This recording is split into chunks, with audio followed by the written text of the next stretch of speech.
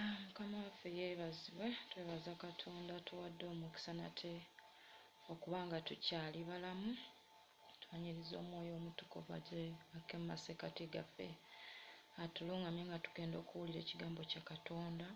Leero tugenda kusinziira mu kitabo kya Yakobo essula ya 3 olunyiriri lwa 6. Bayibuli egambye nti olulimi muliro, ensi ey'obubi mu bitundu byaffe lwe lulimi.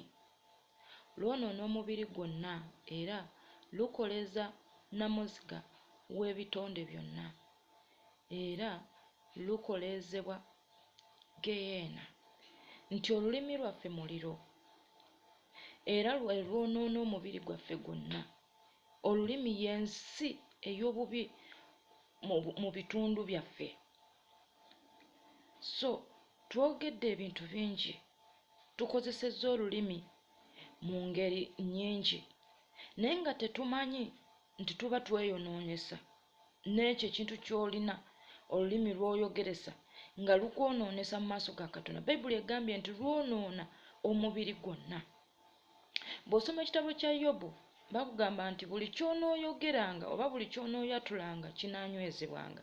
Kitegeeza buli ky'oyogera oba weeyatulako obubi, oba olina by'oyatula ku baana bo, oba olina by'oyatula ku baganda bo, byonna bigenda kubeerawo. Njagala omanye nti nga tonaba kusisinkana nnabbi, gwe kennyini oli nnabbi w'obulamu bwo. Kubanga Bayibuli egambye nti olulimi muliro, lwonoonesa obulamu, kwegamba lwonoonesa omubiri gwonna, era buli kye tunaayogeranga kinaakola ki? Kinaanywezebwa. Olunyiriri lw'omunaana lugambye nti naye olulimi si wali muntu ayinza kulufuga obubi obutaziyizika, lujjudde obusagwa obutta. Olwo lwe lutendereza Mukama waffe ye Kitaffe, era lwe tukolimisa abantu abaakolebwa mu kifaananyi kya Katonda. Nti olulimi lwe lumu lwe tukozesa okusinziza Katonda oba okutendereza Katonda, era lwe lumu lwe tukozesa okukolimisa abantu ba Katonda. So muganda wange, olulimi olukozesa otya? Gwe kennyini bw'oba weeyatulako otya? Kubanga manya buli kye weeyatulako kye kigenda okunywezebwa. Buli kye weeyatulako. Bayibuli egamba nti okufa n'obulamu biri mu buyinza bwa lulimi. Kati bw'oba weeyatulako okufa, ogenda kutuukiriza ekyo, olulimi lwo lugenda kuba nga lunyweza ekyo. Bw'oba weeyatulako obulamu, ng'emirimu gyo gyonna ogyatulako obulamu, abaana bo baatulako obulamu, bagenda kubeera bwe batyo. Tugendagendako mu kitabo kya Matayo essula ya 15 olunyiriri lwa 11 n'olwe 19. Matayo 15 olunyiriri lwa 11 lugambye nti ekiyingira mu kamwa si kye kyonoona omuntu, naye ekiva mu kamwa ekyo kye kyonoona omuntu.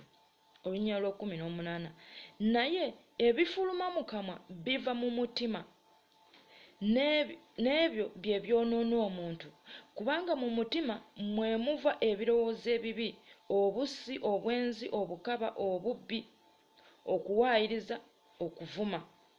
Okitegeera? Bayibuli bw'osoma mu kitabo kya Jeremiya bakugamba oyogera ku mutima nti omutima mulimba. Kati wano tulabye nti olulimi muliro. Ate jjukira olulimi terusobola kufuluma nga terusobola kusituka awatali kigenda kufuluma, kwegamba ky'ogenda kwogera. Olulimi lusituka olw'ekyo ekigambo ky'olowoozeza mu mutima gwo era ky'ogenda okwatula. Bayibuli egambye nti ekiyingira muntu si kyekyonoona, naye ekifuluma. Kubanga manya nti ekyo ekigenda okufulumya kigenda kusituka n'olulimi, n'amaanyi g'olulimi. So nkugamba weegendereze olulimi lwo kye lwogera. Kugamba weegendereze nga tonnaba kwogera kintu kyonna, sooka olowooze. Matayo essula ya 12 olunyiriri lwa 36 n'olwa 37 lugambye nti era mbagamba nti buli kigambo ekitaliimu abantu kye boogera balikiwoleza ku lunaku olw'omusango. Kubanga ebigambo ebyo bye birikuweesa obutuukirivu, n'ebigambo ebyo bye birikusinzisa omusango. So twegendereze ebigambo ebifuluma mu kamwa kaffe, kubanga bagambye nti buli kigambo kye twogera, buli lulimi ekigambo kye lufulumya, tugenda kubeera nga tukiwoleza, tugenda kubeera nga tukiweera embalira. So muganda wange, tusooke okutukuza munda mu mitima gyaffe nga tetunnatukula kuno kungulu. Tusooke kutukulira ddala munda muffe. weekebere ebigambo ki by'obadde oyogera. Bw'osoma ekitabo ky'Abassekabaka, Eriya yayogera ekigambo ekyali kimulemereddwa n'okumenyawo bwe yayogera nti mu myaka 3 n'ekitundu tewagenda kubeera nkuba. Kugamba olulimi lwasituka olw'ekigambo ekyo, ekigambo ekyo ne kinywezebwa.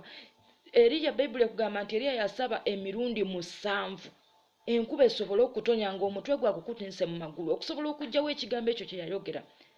Naye Katonda yalina mumuviirayo. So twegendeze ebigambo bye tweyatulako, twegendeze ebigambo bye twogera eri baganda baffe, twegendeze ebigambo bye twogera eri mikwano gyaffe, ebigambo by'oyogera ku famire yo, ebigambo by'oyogera ku baana bo, ebigambo by'oyogera ku makaago, ku mwami wo, ku buweereza bwo.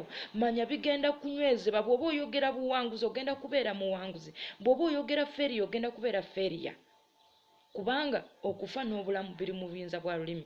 So muganda wange, gwe kennyini nkugamba oli nnabbi wa bulamu bwo, oli nnabbi wa bulamu